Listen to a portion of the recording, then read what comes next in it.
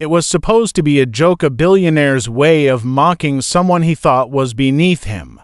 He invited her, a cleaning lady, into his extravagant home, thinking she wouldn't dare show up as anything more than he expected, but when she walked in, something changed. What was meant to be a joke turned into a confrontation of pride, race, and shattered expectations. He never thought she'd challenge him, but that day, she did.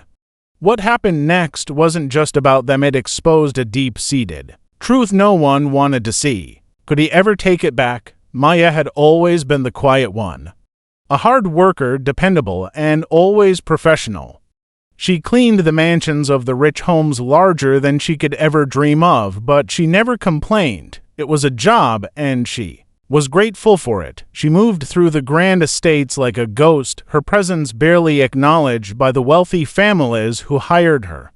To them, she was invisible, a part of the background, but one house stood out: the towering mansion of Carl Montgomery, a billionaire businessman with a reputation for being ruthless. Maya had cleaned his house before, but today would be different. She wasn't just another cleaner this time. She had been invited not for work, but as a guest. Or so she thought. Carl had made a joke, a bet between his friends, and somehow Maya became the punchline. Let's see how she shows up. It'll be hilarious, they'd said, laughing behind her back. Maya didn't know any of this. She only knew she was about to walk into that mansion like she always had, with grace, humility, and no expectations of anything changing, but she didn't know that Carl wasn't prepared for what she was about to bring, the woman he thought he could. Mock was about to show him the kind of dignity and strength he never saw coming. Something was brewing. And when Maya stepped through that door, everything would change. The moment Maya walked through the door, the atmosphere shifted. The grand foyer, with its marble floors and crystal chandeliers, suddenly felt like a pressure cooker. She wasn't supposed to be here, not like this. Carl stood by the staircase, his arms folded, eyes narrowing as she entered. The room was filled with the muffled chatter of his friends, but Maya could feel the tension before anyone said a word. She had heard their whispers before, those quiet, judgmental comments about knowing her place and staying in her lane. But today, it wasn't just whispers, it was a setup. Carl's smirk was barely disguised as he looked her up and down. Well, look at you, he said, dripping with condescension.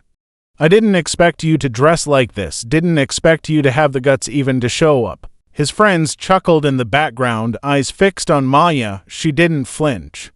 She had seen it all before: the looks, the comments, the microaggressions that weighed on her every day. But she refused to let them see her crack. Maya stood tall, her posture perfect, her eyes steady. She had dressed for this moment, no more faded uniforms and cleaning aprons. She wore a tailored black dress, simple but striking. Her hair was pulled back, sharp and neat, like the confidence she carried with her. She wasn't here to play their game, but to show them what they didn't expect. Carl's smirk faltered for a moment. It wasn't the reaction he had anticipated. The other guests began to whisper among themselves, their voices barely loud enough to hear. She actually thought she could come in here and impress us. One of them muttered, barely concealing their amusement. Maya felt the sting of their words, but she didn't let it show. She knew what they saw: a woman who wasn't supposed to be in this world, in this place. A woman who dared to challenge the roles that had been carefully placed for her. And that made her dangerous. Carl led her into the lavish dining room, all white marble and gold accents. As she walked, the gazes of his guests followed her, some judgmental, others curious. It was as if she were on display. She sat at the far end of the long table, where no one wanted to be. And just as she settled into the chair, Carl stood up and raised his glass to the group. "Ladies and gentlemen," he said, his voice laced with mockery. "We have a special guest tonight, our very own cleaning lady. Turns out she's got some hidden talents." The laughter was light at first, but Maya could feel it, the subtle undercurrent of something darker. Maya's heart raced, but she forced herself to breathe. This wasn't the time to react.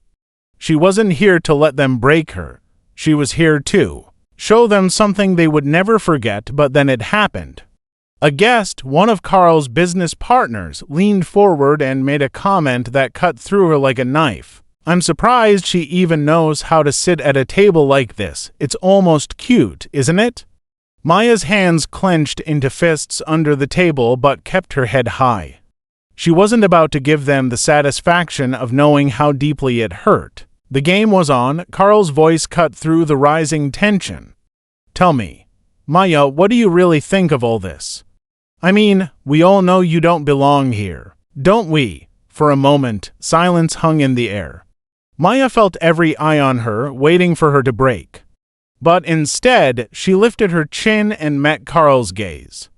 "I think," she said slowly, her voice calm and controlled, "that you're about to find out how wrong you are," and in that instant, the room seemed to hold its breath.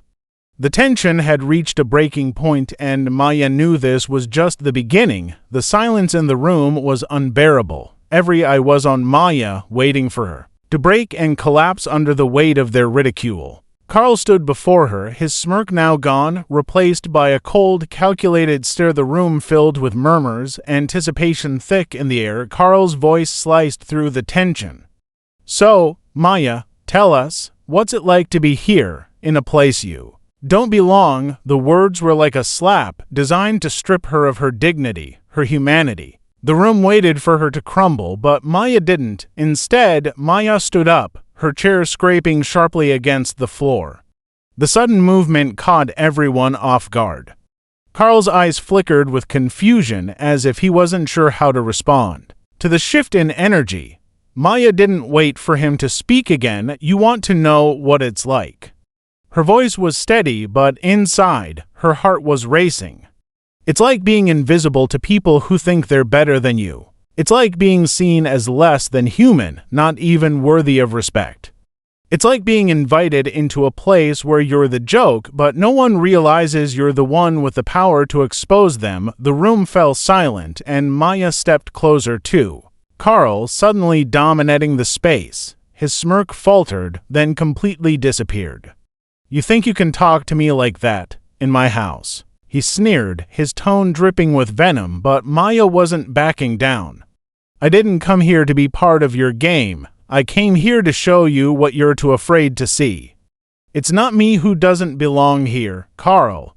It's you." The words hung in the air, heavy with truth. Carl looked like he had been punched in the gut for a split second. His face flushed, the room buzzing with uncomfortable energy. This wasn't how he'd imagined it. And for the first time, the crowd wasn't laughing. Maya had just turned the tables. And in doing so, she had given Carl and everyone in that room something they couldn't ignore. The silence stretched on, thick people with tension. Carl's face was red, his fists clenched at his sides, but Maya didn't flinch. She had said what needed to be said, and in doing so, she had given voice to something far bigger than herself. She felt a shift for the first time in a long while, a quiet victory.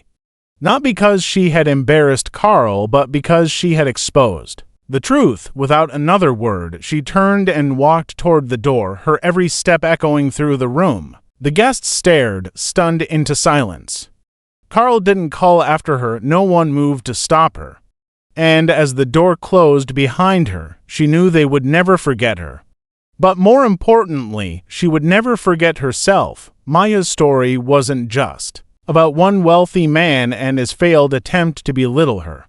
It was about the countless people who, like her, have faced the humiliation of being judged by their appearance, their background, or their race. It was about every time someone was told they didn't belong because of who they were, where they came from, or what they looked like. Maya didn't just stand up for herself that day.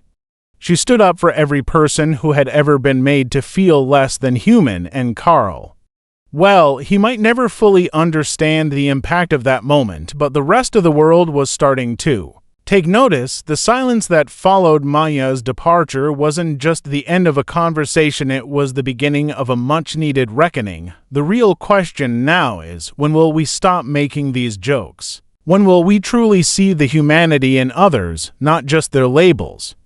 The world is full of Maya's quiet warriors who refuse to stay in the shadows, but they need more than just respect. They need to change, so the question is, are we ready? To listen, to act, to make a difference, because until we do, this story will never be over.